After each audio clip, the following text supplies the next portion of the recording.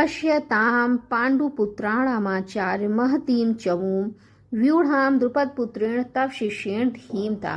हे आचार्य, पांडुपुत्रों की विशाल सेना को देखें, जिसे आपके बुद्धिमान शिष्य द्रुपद के पुत्र ने इतने कौशल से व्यवस्थित किया है। तात्पर्य, परम राजनीतिक दुर्योधन महान ब्राह्मण सेनापति द्रोणाचार्य के दोषों को इंगित करना चाहता था।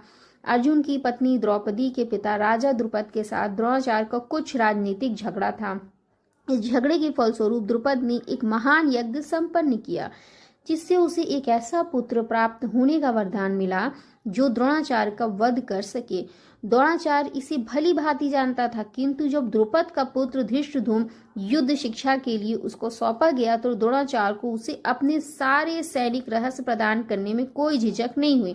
अब धृष्टद्युम्न कुरुक्षेत्र की युद्ध भूमि में पांडवों का पक्ष ले रहा था और उसने द्रोणाचार्य से जो कला सीखी थी उसी के आधार पर उसने यह व्यूह रचना की थी। दुर्योधन ने द्रोणाचार्य की इस दुर्बलता की ओर इंगित किया, जिससे वह युद्ध में सजग रहे और समझौता न करे। इसके द्वारा वह द्रोणाचार्य को यह भी बताना चाह रहा था कि कहीं वह अपने प्रिय शिष्य पांडवों के प्रति युद्ध में उदारता न दिखा बैठे। विशेष रूप से अर्जुन उसका अत्यंत प्रिय एवं तेजस्वी शिष्य था। दुर्योधन ने यह भी चेतावनी दी कि युद्ध में इस प्रकार की उदारता से हार हो सकती है।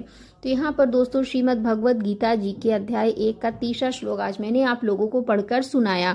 और यहाँ पर मैं बना रही थी नो ऑनियन नो गार्लिक छोला, जो कि एक परफेक्ट रेसिपी आप इसको बोल सकते हैं। तो यहाँ पर मैंने सबसे पहले छोले को खड़े मसाले, हींग और नमक के साथ में अच्छी तरह से भूना, और फिर उसके बाद हमने इसमें टमाटर, अदरक और मिर्ची का पेस्ट डाल करके फिर अगेन इसकी खूब अच्छे से भुनाई की।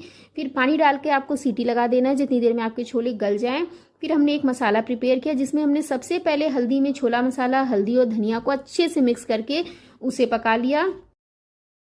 फिर अगेन हमने इसमें टमाटर, अदरक और मिर्ची का दरदरा सा पेस्ट ऐड करके इन दोनों मसालों को अच्छी तरह से पका लिया। फिर हमने इसमें अपने छोले को डाल करके फिर से भुनाई की।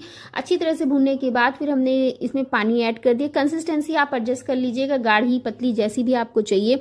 फिर हमने उसमें एक तड़का लगाया था, जो कि था देसी घी में हींग, हरी मिर्ची और 1 चम्मच छोले मसाले का।